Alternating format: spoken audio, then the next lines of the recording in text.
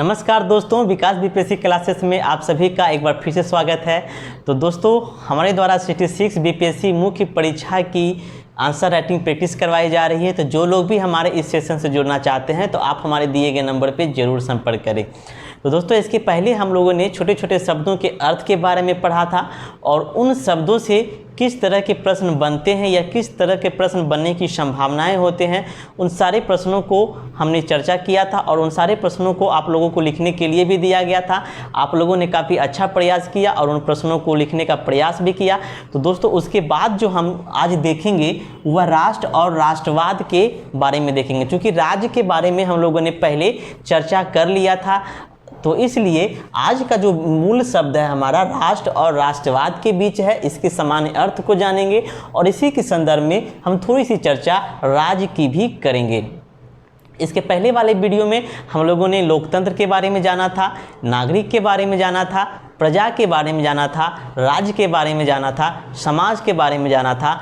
अब जरूरी है यह जानना कि राष्ट्र और राष्ट्रवाद क्या है या फिर राज्य और राष्ट्र क्या है और राज्य और राष्ट्र के बीच क्या मूल अंतर है। तो सामान्यतः दोस्त हम लोग गलती क्या करते हैं कि राष्ट्र और राज्य शब्द को चयन करने में गलतियां करते हैं। सामान्यतः राष्ट्र और राज्य शब्द दोनों को हम एक ही मान लेते हैं और अक्सर इनकी चयन करने में हम लोग गलतियां कर देते हैं। ऐसी गलतियां इसलिए होती है कि चूँकि हमारे पास राष्ट्र और राज्य की सामान्य अर्थ मालूम नहीं होते हैं कि राज्य क्या होते हैं और राष्ट्र क्या होते हैं। तो चलिए आज हम देखेंगे राष्ट्र और राज्य और साथ साथ राष्ट्रवाद को। तो सबसे पहले दोस्तों, यदि हम बात करें राष्ट्र की, तो राष्ट्र शब्द की उत्पत्ति जो हुई है वह लैटिन शब्द नेशन से हुई है, नेशन से हुई है, जिसका कि सामान्य अर्थ होता है उत्पन्न होना या पैदा होना। यानी कि हम यदि राष्ट्र या राष्ट्रवाद की बात करते हैं तो सामान्य अर्थ में आप जान लीजिए कि यह जो है एक उत्पन्न होने वाली भावना है। राष्ट्र या राष्ट्रवाद क्या है? एक उत्पन्न होने वाली भावना है और यह जो भावना है वह किस तरीके से उत्पन्न होती है, कैसे उत्पन्न होती है, किसके बीच उत्पन्न होती है? तो यह भावना जो है वह एक प्रजाति के लोगों के बीच उत्पन्न होती है, एक धर्म के लोगों के बीच उत्पन्न होती है, एक संस्कृति के लोगों के बीच उत्पन्न होती है। यानी कि हम सामान्य अर्थ में कह सकते हैं कि राष्ट्र शब्द का आशय उन मनुष्यों से है जो किसी एक प्रजाति, एक धर्म या एक संस्कृति के सूत्र में बंधे हुए होते हैं। यानी कि यदि हम राष्ट्र का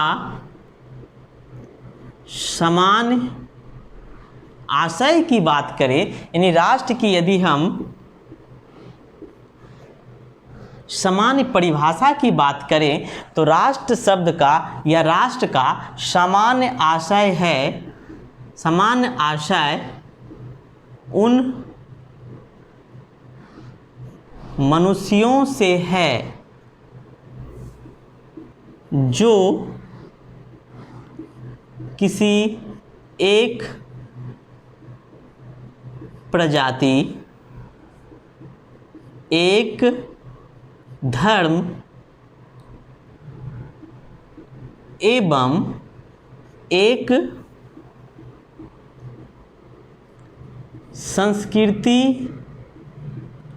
संस्कृति के सूत्र में बंधे हुए होते हैं। यानी राष्ट्र के यदि हम सामान्य अर्थ की बात करते हैं तो राष्ट्र का सामान्य आशय उन मनुष्यों से है जो किसी एक प्रजाति, एक धर्म एवं एक संस्कृति के सूत्र में बंधे हुए होते हैं, वे राष्ट्र कहलाते हैं। यानी राष्ट्र जो है वह मनुष्यों में अपने प्रजाति, अपने धर्म, अपने संस्कृति की पहचान करवाता है, वह राष्ट्र है। यानी कि एक ऐसा भूखंड जिससे यह पता चले कि यहाँ के जो लोग हैं वह किसी खास धर्म के हैं, किसी खास प्रजाति के हैं, किसी खास संस्कृति के हैं, तो वह एक राष्ट्र कहलाता है। ठीक है। अब राष्ट्र शब्द की परिभाषा विभिन्न विद्वानों ने, विभिन्न विचारकों ने अपने विभिन्न मतों के द्वारा दिया है। कई सारे विचारकों के बीच इनके मतभेद भी है, कई सारे ने राष्ट्र की इस परिभाषा को गलत भी ठहराया है, तो उसकी चर्चा भी हम आगे करेंगे। अब कुछ विद्वानों के द्वारा जो परिभाषा दी गई है उनकी चर्चा हम करते हैं। तो राष्ट्र शब्द की परिभाषा कई विचारकों ने अपने अपने मतों के आधार पर दिया है। उनमें से कुछ की हम चर्चा अपने आंसर राइटिंग में करेंगे, और यदि आप इस तरीके के कुछ विद्वान की चर्चा आप करते हैं तो आपका आंसर राइटिंग थोड़ा अच्छा लगेगा। तो सबसे पहले हम बात करते हैं गिलक्राइस्ट द्वारा दी गई परिभाषा। तो गिलक्राइस्ट ने राष्ट्र को इस तरीके से परिभाषित किया कि राष्ट्र एक आध्यात्मिक अवधारणा है। गिलक्राइस्ट ने क्या कहा कि राष्ट्र एक आध्यात्मिक अवधारणा है और यह उन लोगों में उत्पन्न होती है जो एक प्रजाति के होते हैं तथा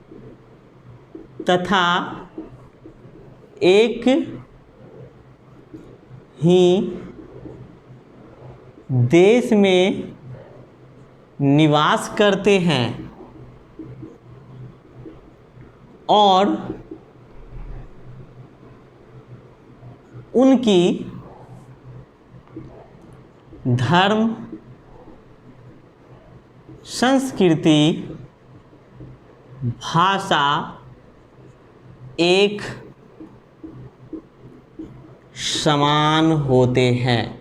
गिलक्राइस्ट ने राष्ट्र शब्द की परिभाषा कुछ इस प्रकार से दिया कि राष्ट्र एक आध्यात्मिक अवधारणा है और यह अवधारणा जो है उन लोगों में उत्पन्न होती है जो एक प्रजाति के होते हैं तथा एक ही देश में निवास करते हैं और उनकी धर्म, संस्कृति, भाषा एक समान होते हैं, राष्ट्र कहलाते हैं। दूसरे यदि हम बात करें, यदि हम बर्गस की बात करते हैं तो बर्गस ने काफ़ी छोटे शब्दों में कहा है कि राष्ट्र जातीय एकता के सूत्र में बंधी हुई वह जनता है जो एक निश्चित भू क्षेत्र पर निवास करती है। बर्गस ने क्या कहा कि राष्ट्र जातीय एकता के सूत्र में बंधी हुई वह जनता है जो एक निश्चित भू क्षेत्र पर निवास करती है। तो इस तरीके से गिलक्राइस्ट, बर्गस और कई सारे विद्वानों ने राष्ट्र की विभिन्न परिभाषाएं दी है, लेकिन इन परिभाषाओं, इन तर्कों के बीच कई सारे विद्वानों ने विरोध भी किया है, कई सारे विद्वानों का विरोधाभास भी रहा है। तो अब हम देखेंगे कि इनके अनुसार जो परिभाषा दी गई है वह कहाँ तक किसी देश के लिए लागू होता है और कहाँ तक किसी देश को यह समझने का प्रयास करवाता है कि वह देश राष्ट्र है अथवा नहीं है। तो चलिए अब हम देखते हैं इन परिभाषाओं को। तो सबसे पहले यदि राष्ट्र शब्द की जो परिभाषा है, राष्ट्र की जो परिभाषा दी गई है, इन परिभाषाओं को यदि हम गौर से समझते हैं तो निष्कर्ष यह निकलता है कि जैसे कि मान लिया जाए यह हमारा कोई राज्य है, यह हमारा कोई राज्य है। अब यहाँ पे देखिएगा, यहाँ से राज्य शब्द की भी हम चर्चा करेंगे और यह देखेंगे कि राज्य और राष्ट्र में क्या अंतर है। आखिर एक राज्य बड़ा है या राष्ट्र, भारत को राज्य कहना उचित होगा या फिर राष्ट्र, सारी चीज़ को हम समझेंगे। तो जैसे यह हमारा कोई राज्य है, यह राज्य है यानी कि इसमें जो है विभिन्न प्रजाति के लोग होंगे, विभिन्न धर्म के लोग होंगे, विभिन्न संस्कृति के लोग होंगे। मान लिया जाए यह हमारा जो है वह मुस्लिम बहुल क्षेत्र है, यह हमारा जो है हिंदू है, यह जैन है, यह ईसाई है, यह सिख है, यह पारसी है। इस तरीके से एक राज्य में कई धर्म का समावेश होता है, एक राज्य में कई धर्म का समावेश होता है। अब देखिए कैसे राज्य जो है एक राष्ट्र के रूप में परिवर्तित हो जाता है। तो यह जो मुस्लिम है तो इसमें कई सारे मुस्लिम प्रजाति के ही लोग होंगे, कई सारे मुस्लिम प्रजाति के लोग ही होंगे। इनका एक अलग संस्कृति होगी, इनकी एक अलग पहचान होगी। अब ये लोगों जो यहाँ पे है, जो यहाँ पे मुस्लिम संप्रदाय के लोग हैं, जो मुस्लिम प्रजाति के लोग हैं, यदि इन लोगों के अंदर एक ऐसी भावना उत्पन्न हो जाए कि वे समान हित और समान चेतना के बारे में सोचने लगे और वह अपने आप को इन सारी चीज़ों से अलग होने की बात करने लगे, तो यह एक राष्ट्र बन जाता है, यानी कि एक राष्ट्र कहलाता है।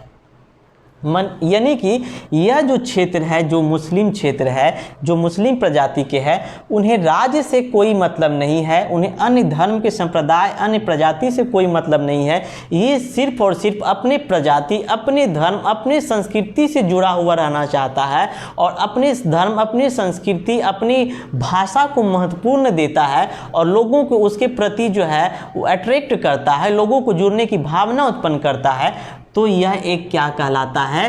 राष्ट्र कहलाता है। ठीक है, तो इस तरीके से अब हम इस ग्राफ को यदि देखते हैं तो यहाँ से हम क्या समझ में आता है कि एक राष्ट्र जो है वह राज्य हो सकता है। एक राष्ट्र राज्य हो सकता है। क्या एक राज्य राष्ट्र हो सकता है? इसकी चर्चा हम करेंगे कि क्या एक राज्य जो है वह राष्ट्र हो सकता है या फिर एक राष्ट्र जो है वह राज्य हो सकता है या नहीं।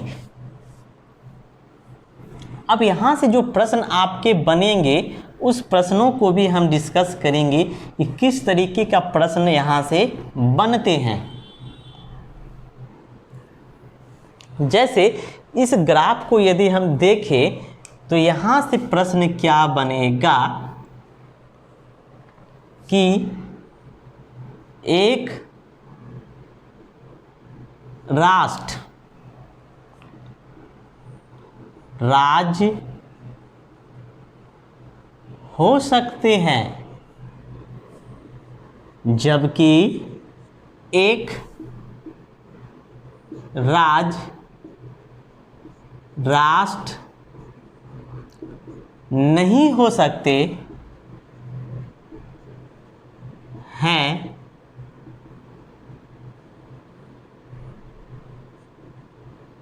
टिप्पणी करें। अब यहाँ से प्रश्न हमारा क्या बना कि एक राष्ट्र राज्य हो सकते हैं जबकि एक राज्य राष्ट्र नहीं हो सकते। मतलब कि एक राष्ट्र जो ये हमारा है वह राज्य हो सकता है क्योंकि यह राज्य के अंदर है, लेकिन एक राज्य जो है वह राष्ट्र नहीं हो सकता है। क्यों नहीं हो सकता है, इसकी चर्चा हम करेंगे। तो इसकी चर्चा करेंगे तो हम क्या लिखेंगे कि राष्ट्र का जो यहाँ पे हमने क्या देखा कि राष्ट्र का जो निर्माण होता है वह कैसे होता है। तो राष्ट्र का जो निर्माण होता है वह एक जाति, धर्म, एक संस्कृति के आधार पर किया जाता है। यानी राष्ट्र का जो निर्माण होता है एक धर्म, एक जाति, राष्ट्र का निर्माण। राष्ट्र का निर्माण कैसे होगा? तो एक विशेष प्रजाति, एक विशेष धर्म, एक विशेष संस्कृति के आधार पर राष्ट्र का निर्माण होता है। अब ऐसे में यह राष्ट्र क्या करेगा कि अपनी संस्कृति के अस्तित्व को बचाने के लिए, यानी कि अपने राष्ट्र के अस्तित्व को बचाने के लिए क्या करेगा, ये अपने राष्ट्र के अस्तित्व को बढ़ाने के लिए क्या करेगा कि राज्य से संप्रभुता की मांग करेगा। राज्य से क्या करेगा? संप्रभुता की मांग करेगा। क्यों? क्योंकि इसमें भावना उत्पन्न हो गई है कि हमें अपने प्रजाति के लोगों को, हमें अपने धर्म के लोगों को, हमें अपने संस्कृति के लोगों को अलग करके एक अलग राष्ट्र बनाना है। तो एक अलग राष्ट्र कब बनेगा कि जब उसे संप्रभुता दे दी जाए, जब उसे सरकारी तंत्र दे दिए जाएं, जब उसे स्वतंत्र कर दिए जाएं, तो यह एक स्वतंत्र राष्ट्र बनेगा। तो ऐसे में यह राष्ट्र क्या करता है कि अपनी संप्रभुता के लिए, अपने अस्तित्व को बनाए रखने के लिए राज्य से संप्रभुता की मांग करता है। और इसके लिए यदि राज्य के द्वारा संप्रभुता नहीं दी जाती है तो यह क्या करेगा? अहिंसात्मक प्रवृत्ति को अपनाएगा, अहिंसा करेगा, कत्ले आम करेगा। जो अल्पसंख्यक लोग हैं, मान लीजिए जैन जो है अल्पसंख्यक है, यह इसको क्या करेगा? परेशान करेगा, अल्पसंख्यकों को दबाने का प्रयास करेगा। ये सारी चीज़ किए जाएंगे इनके द्वारा। क्यों? क्योंकि इसे अपना एक अलग राष्ट्र बनाना है। तो यदि राज्य के द्वारा राष्ट्र को संप्रभुता दे दी जाती है तब यह राष्ट्र जो है क्या बन जाता है? एक राज्य राष्ट्र बन जाता है। तब यह राज्य एक राज्य राष्ट्र बन जाता है। यानी कि इसमें राज्य और राष्ट्र दोनों के गुण होते हैं, तो इसलिए हम इसे राज्य राष्ट्र कहते हैं। जैसे यदि हम एग्जाम्पल ले तो पाकिस्तान जो है वह एक राज्य राष्ट्र है। क्यों राज्य राष्ट्र है? तो हम लोग सभी जानते हैं कि भारत का जो विभाजन हुआ था, तो भारत का जब विभाजन हुआ था तो उसमें द्विराष्ट्र का सिद्धांत दिया गया था। भारत का जब विभाजन हुआ, भारत का विभाजन जब हुआ तो उसमें द्विराष्ट्र का सिद्धांत दिया गया था। यानी कि एक इंडिया और एक पाकिस्तान, द्विदेश का सिद्धांत नहीं दिया गया था। याद रखिएगा, भारत का जो विभाजन हुआ था वे द्विराष्ट्र के सिद्धांत पर हुआ था, ना कि द्विदेश के सिद्धांत पर हुआ था। द्विराष्ट्र का सिद्धांत इसलिए लाया गया था क्योंकि भारत में जो हिंदू थे और जो मुस्लिम थे, तो हिंदू के हिंदू धर्म की अवधारणाएं और मुसलमानों के इस्लाम धर्म की अवधारणाएं, दोनों की विचारधाराएं काफ़ी अलग थे। दोनों की विचारधाराएं जो थे वह काफ़ी अलग थे। तो ऐसे में मुस्लिमों को यह प्रतीत हुआ कि हम भारत में अल्पसंख्यक है, तो आने वाले समय में कहीं ऐसा ना हो कि हिंदू जो है भारत में वह बाहुल्य हैं, तो हिंदुओं के द्वारा कहीं अल्पसंख्यकों को दबाया ना जाए, यानी कि मुसलमानों को दबाया ना जाए। इसलिए इन्होंने क्या किया कि द्विराष्ट्र का सिद्धांत दिया। और भारत का जो विभाजन हुआ वह याद रखिएगा धर्म के आधार पर ही हुआ था। वह धर्म के ही आधार पर हुआ था, क्योंकि हिंदू की विचारधाराएं अलग थीं और इस्लाम धर्म की विचारधाराएं दोनों अलग अलग थीं। तो अब इसलिए द्विराष्ट्र का विचार दिया गया और भारत का विभाजन हुआ। तो भारत का विभाजन कैसे हुआ? तो मान लिया कि पाकिस्तान जो बना तो भारत का ही एक हिस्सा था, भारत से पाकिस्तान बना। जैसे हम ये एग्जाम्पल देखते हैं कि यह हमारा भारत है, पहले कुछ इस तरीके से था, इस तरीके से था विभाजन से पूर्व की स्थिति। तो पाकिस्तान ने क्या किया कि अपने संप्रदाय, मुसलमान यानी कि इस्लाम धर्म के लोगों ने क्या किया, अपने संप्रदाय, अपने प्रजाति, अपने संस्कृति के लोगों को एकजुट किया। उनके अंदर यह भावना भरी कि हम जो है मुसलमान हैं, हमारा धर्म जो है इस्लाम है, हम जो है भारत में अल्पसंख्यक है, इसलिए हमें एक अलग राष्ट्र चाहिए जो कि हिंदुस्तान से अलग हो। इस तरीके की भावना उत्पन्न कर दी। तो वह धीरे धीरे एक राष्ट्र की ओर बढ़ते गया और एक पृथक राष्ट्र की मांग कर दिया मुसलमानों ने, इस्लामों ने। और वही जो पृथक मांग थी वह भारत का विभाजन बना, और वह भारत का विभाजन धर्म के आधार पर ही किया गया। तो जैसे ही अब पाकिस्तान अलग राष्ट्र कैसे बना, तो पाकिस्तान पहले एक राष्ट्र था, इस्लाम जो था वो पहले क्या था, एक राष्ट्र था। तो वह कैसे एक राज्य राष्ट्र बना, तो 14 अगस्त के दिन क्या हुआ, उनको भारत के द्वारा, यानी भारत एक राज्य था, भारत के द्वारा क्या किया गया, उन्हें जो है संप्रभु दे दिया गया कि जाओ अब तुम स्वतंत्र हो जाओ। तो जैसे ही पाकिस्तान को संप्रभु मिल गया, यानी कि वह अपना एक अलग मुस्लिम राष्ट्र बना लिया, यानी कि वह क्या बन गया, एक राज्य राष्ट्र बन गया। और इसी का उदाहरण है पाकिस्तान। तो जब तक, तो यहाँ पे हमारा प्रश्न क्या था कि एक राष्ट्र जो है वह राज्य कब बनेगा, एक राष्ट्र राज्य कब बनेगा। तो एक राष्ट्र राज्य हो सकता है क्योंकि यदि राष्ट्र को संप्रभुता दे दी जाती है तो वह राष्ट्र क्या बन जाता है, राज्य बन जाता है। ठीक है। दूसरी बात हम करते हैं, तो राष्ट्र का जो निर्माण होता है वह एक विशेष संस्कृति, विशेष प्रजाति, विशेष धर्म से होता है, लेकिन राज्य का कोई भी विशेष धर्म नहीं होता है। राज्य का अपना कोई विशेष धर्म नहीं होता है, यानी कि राज्य का जो गठन होता है वह धर्मनिरपेक्षता के आधार पर होता है। राज्य की कोई अपनी संस्कृति नहीं होती, राज्य के कोई अपने धर्म नहीं होते, राज्य के कोई अपने प्रजाति नहीं होते। इसलिए राज्य जो है वह राष्ट्र नहीं हो सकता।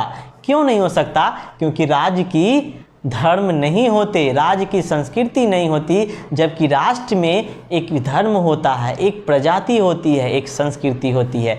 तो इस तरीके से हम कह सकते हैं कि एक राष्ट्र जो है वह राज्य हो सकता है, लेकिन एक राज्य जो है वह राष्ट्र नहीं हो सकता है, क्योंकि राज्य जो है वह धर्मनिरपेक्ष होता है। राज्य धर्म की बात नहीं करता है। एक राज्य में विभिन्न संप्रदाय के लोग होते हैं, विभिन्न प्रजाति के लोग होते हैं, जबकि राष्ट्र में एक ही धर्म, एक ही प्रजाति, एक ही संस्कृति के लोग होते हैं। इस तरीके से हम कह सकते हैं कि एक राष्ट्र राज्य हो सकता है, लेकिन एक राज्य जो है वह राष्ट्र नहीं हो सकता है। अब यहाँ से प्रश्न उठता है कि जब एक राज्य राष्ट्र नहीं हो सकता है, अब यहाँ पे देखिए कैसे विचारकों का विरोधाभास होगा। अब यहाँ से प्रश्न क्या उठेगा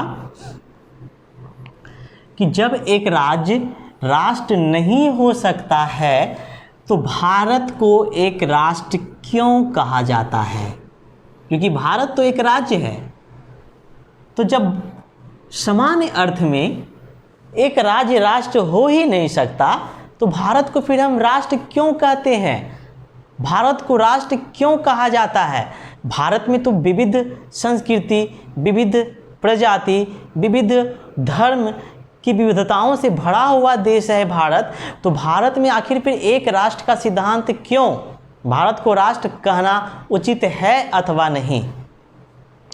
अब इसके पक्ष और विपक्ष दोनों के बारे में हम देखेंगे। तो सबसे पहले विपक्ष की ओर चलते हैं कि भारत को एक राष्ट्र कहना कितना उचित है या कितना अनुचित है। तो भारत को, कई विचारकों का ऐसा मानना है कि भारत को एक राष्ट्र नहीं कहा जा सकता। भारत को एक राष्ट्र नहीं कहा जा सकता, क्योंकि राष्ट्र का जो आधार है, राष्ट्र की पहचान की जो आधार होती है वह 3 चीज होती है। क्या क्या? तो एक प्रजाति होनी चाहिए, एक धर्म होना चाहिए, एक संस्कृति होनी चाहिए, तब वे राष्ट्र कहलाएंगे। लेकिन भारत की बात करें तो भारत जो है विभिन्न धर्मों से पड़े है, विभिन्न धर्मों की विविधताएं हैं, विभिन्न संस्कृतियों की विविधताएं से भरा हुआ है। तो क्या भारत एक राष्ट्र है? भारत में एक राष्ट्र, यह कहना अनुचित होगा कि भारत एक राष्ट्र है या भारत एक अनेक राष्ट्रों का राज्य है, यह कहना सही होगा। तो इसमें जो विरोधाभास है, जो विचारक इनके पक्ष में नहीं है, वह कहते हैं कि भारत को एक राष्ट्र नहीं माना जा सकता, क्योंकि भारत को एक राष्ट्र कहने के पीछे हमने अपने मस्तिष्क में यह पाल रखा है कि भारत को किसी एक धर्म के विशेष की ओर ले जाना, यानी भारत को किसी एक प्रजाति, एक धर्म, एक संस्कृति के लोगों के लिए बनाने का राज्य बनाने एक विशेष संस्कृति के लोगों का राज्य बनाना। इसलिए भारत को जो है एक राज्य, एक राष्ट्र हम नहीं कह सकते। ठीक है, तो इस तरीके से विचारकों के बीच मतभेद रहा है कि भारत को एक राष्ट्र नहीं कहा जा सकता, क्योंकि भारत में जो है वह कई प्रजाति हैं, कई धर्म है, कई संस्कृति हैं। तो क्या उसे राष्ट्र कहना अनुचित होगा? नहीं होगा, क्योंकि राष्ट्र हम उसे कह सकते हैं जो कि एक प्रजाति, एक धर्म, एक संस्कृति की हो, वह राष्ट्र कहलाता है। लेकिन कुछ विचारकों की यह जो अवधारणा थी यह पुरानी हो चुकी है। नई अवधारणा जो आए हैं, जो नई अवधारणाएं आए हैं, उसके अंतर्गत भारत को एक राष्ट्र माना गया है। नई अवधारणा के अनुसार क्यों भारत को एक राष्ट्र माना गया है? तो इसके पीछे विचारकों ने क्या तर्क दिया है कि सामान्य रूप से अब राष्ट्र की जो परिभाषा है वह थोड़ी सी बदल दी गई है, थोड़ा सा इंटरचेंज किया गया है कि राष्ट्र क्या है, कि अब जो राष्ट्र की परिभाषा दी जाती है वह इस तरीके से दी जाती है कि विभिन्न प्रजाति, विभिन्न धर्म एवं विभिन्न संस्कृति के लोग एक ही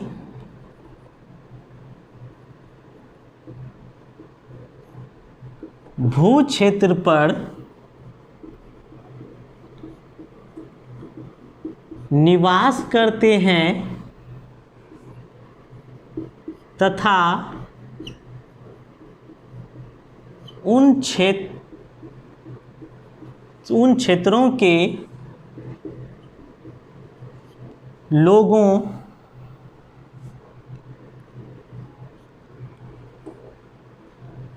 की निष्ठा अपने शासन व्यवस्था की ओर होती है।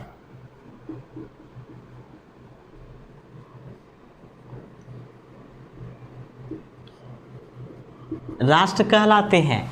अब देखिए, राष्ट्र की जो अवधारणाएं थी वह धीरे धीरे बदल गई हैं। अब जो राष्ट्र की परिभाषा दी जाती है वह है कि विभिन्न प्रजाति, विभिन्न धर्म एवं विभिन्न संस्कृति के लोग एक ही भूक्षेत्र पर निवास करते हैं तथा उन क्षेत्रों के लोगों की निष्ठा अपनी शासन व्यवस्था की ओर होती है, तो वह राष्ट्र कहलाते हैं।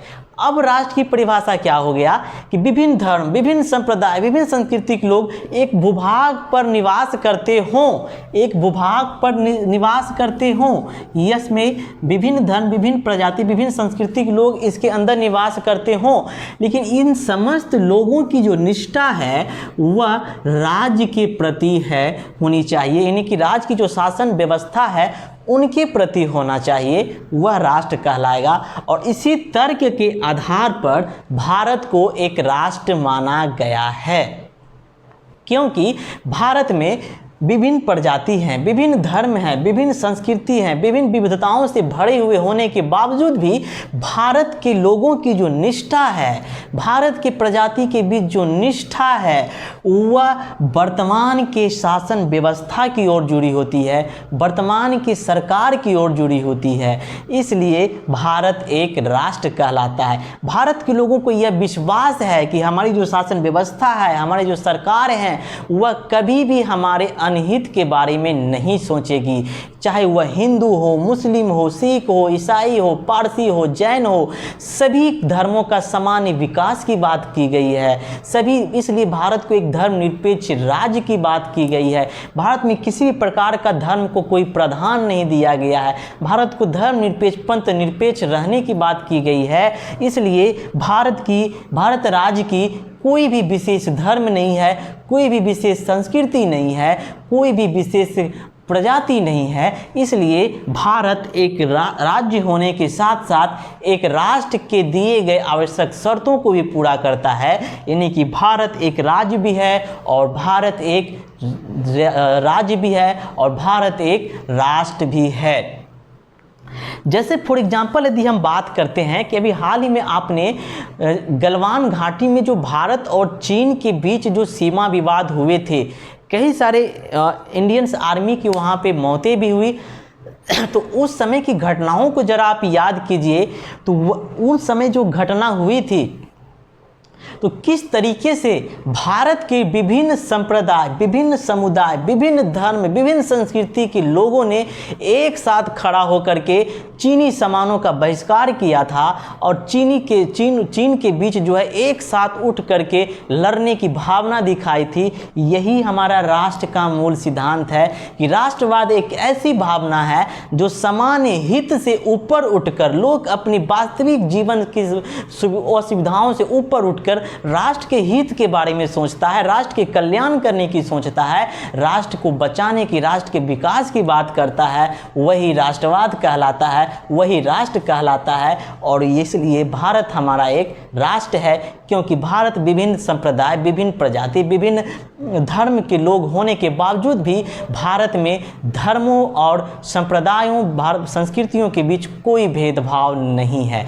इसलिए कह सकते हैं कि भारत एक राज्य तो है, लेकिन भारत एक राष्ट्र भी है।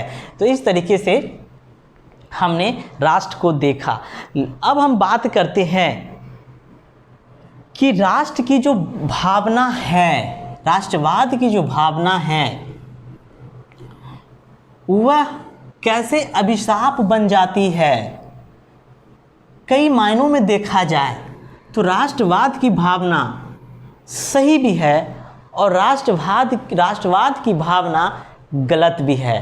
तो यदि राष्ट्रवाद की भावना राष्ट्र के विकास के लिए की जाती है, राष्ट्र के शासन व्यवस्था को सही बनाने के लिए की जाती है, राज्य के शासन व्यवस्था को मजबूत बनाने के लिए की जाती है, तो राष्ट्रवाद सही है, राष्ट्रवाद अच्छी चीज़ है। लेकिन यदि राष्ट्रवाद का प्रयोग किसी विशेष जाति, विशेष धर्म, विशेष संप्रदाय, विशेष संस्कृति के लिए किया जाता है, तो वह राष्ट्रवाद एक राज्य के लिए काफ़ी घातक सिद्ध होता है। और यह ऐसा परिणाम होता है कि धीरे धीरे वहाँ पे राष्ट्रवाद जो है वह सांप्रदायिकतावाद की ओर ले जाया जाता है और सांप्रदायिक दंगे, सांप्रदायिक अहिंसात्मक कई लोगों की जान चली जाती है। तो यह राष्ट्रवाद धीरे धीरे जो है सांप्रदायिकतावाद में बदल जाता है।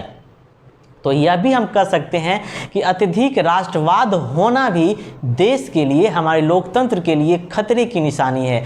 तो राष्ट्रवाद होना चाहिए, राष्ट्रवाद होनी चाहिए, लेकिन वैसे परिस्थितियों में, वैसे स्थितियों में जब राष्ट्र के एकता और अखंडता की बात की जाए, राष्ट्र के सम्मान की बात की जाए, तो हमें राष्ट्र की ओर सोचना चाहिए। राष्ट्र के सम्मान को बचाने के लिए राष्ट्रवाद होने चाहिए, ना कि किसी विशेष जाति, किसी विशेष धर्म, किसी विशेष संप्रदाय के लोगों को सताने के लिए, दबाने के लिए या फिर अल्पसंख्यकों को परेशान करने के लिए राष्ट्रवाद होने चाहिए। तो राष्ट्रवाद के अर्थ हमने दो अर्थ में, राष्ट्रवाद के सही अर्थ हम दो चीज़ों में भी कर सकते हैं। एक, हम गलत डायरेक्शन में भी जा सकते हैं, दूसरा राष्ट्रवाद हमें सही डायरेक्शन में भी ले जाते हैं।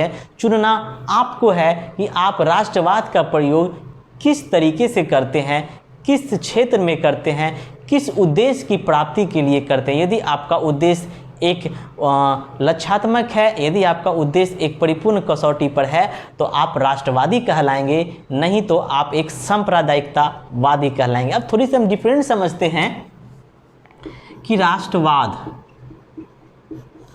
और संप्रदायवाद,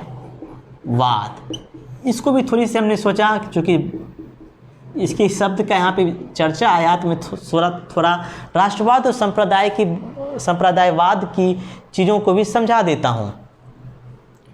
तो राष्ट्रवाद क्या है? राष्ट्रवाद जो क्या होता है, यह समान अर्थ में आप जाने लोगों को जोड़ने की एक भावना होती है। राष्ट्रवाद लोगों की जोड़ने की एक भावना होती है। संप्रदायवाद जो होती है वह लोगों को दूसरे प्रजाति से अलग करने की भावना होती है। यह आप छोटे अर्थ पर जाने कि राष्ट्रवाद लोगों की जुड़ने की भावना है, जबकि संप्रदायवाद जो है वह लोगों को अलग करने की भावना है। जैसे हमने देखा, अगर हम भारत के राष्ट्रवादी उदय चरण पढ़ेंगे, संप्रदायवादी चरण का पढ़ेंगे, तो भारत में राष्ट्रवाद के साथ साथ संप्रदायवाद का भी उदय हुआ था। क्योंकि एक तरफ हमारे जो राष्ट्रवादी नेता थे वह भारत के हित के बारे में तो सोच रहे थे, भारत के कल्याण करना चाह रहे थे, भारत के स्वतंत्र राष्ट्र, स्वतंत्र राज्य बनाने की बात कर रहे थे, लेकिन दूसरे तरफ कहीं ना कहीं संप्रदाय भी पैदा हो गए थे, सांप्रदायिकता ने भी जन्म ले लिया था। और इसी का परिणाम है कि मुसलमानों के जरिए अलग मुस्लिम पृथक समाज के, पृथक निर्वाचन मंडल की स्थापना करना और एक अलग राष्ट्र का निर्माण करना। तो राष्ट्रवाद, संप्रदायवाद जो है वह राष्ट्रवाद का ही उत्पन्न होता, मतलब राष्ट्रवाद से ही उत्पन्न होने वाली एक भावना है। यानी कि राष्ट्रवाद से अलग होकर के जब कुछ लोग अलग तरह के मांगे रखें, अलग तरह के उद्देश्य की प्राप्ति करें, तो वह संप्रदायवाद कहलाता है। तो इस तरीके से हम लोगों ने आज देखा राज्य, राष्ट्र और राष्ट्रवाद। या ध्यान दीजिएगा कि अभी हमने सिर्फ इसके बेसिक चीज़ों को समझा है, बाकी इसकी विशेष जानकारी आपको मॉडर्न हिस्ट्री में मिलेगी कि भारत में राष्ट्रवाद का उदय, उनके वहाँ पे उनका पूरी जानकारी मिलेगी। अभी हम यहाँ पे छोटे छोटे शब्दों के बारे में जान रहे हैं ताकि हम उन शब्दों के मीनिंग को समझें। तो अब आपको जो है इनसे संबंधित कुछ प्रश्न आपको दिए जाएंगे स्क्रीन पे, आप उन प्रश्नों को नोट कीजिएगा और फिर उन प्रश्नों को लिखने का प्रयास कीजिएगा और आप उन प्रश्नों को लिख करके हमारे दिए गए नंबर पे सेंड कीजिएगा। मेरे द्वारा आपकी कॉपी चेक की जाएगी और जो उनमें आवश्यक सुधार होंगे वो किए जाएंगे और आपको पुनः वह कॉपी आपके व्हाट्सएप पर सेंड कर दी जाएगी। तो फिर मिलते हैं अगले क्लास में, तब तक के लिए विदा लेता हूँ मैं विकास कुमार। धन्यवाद।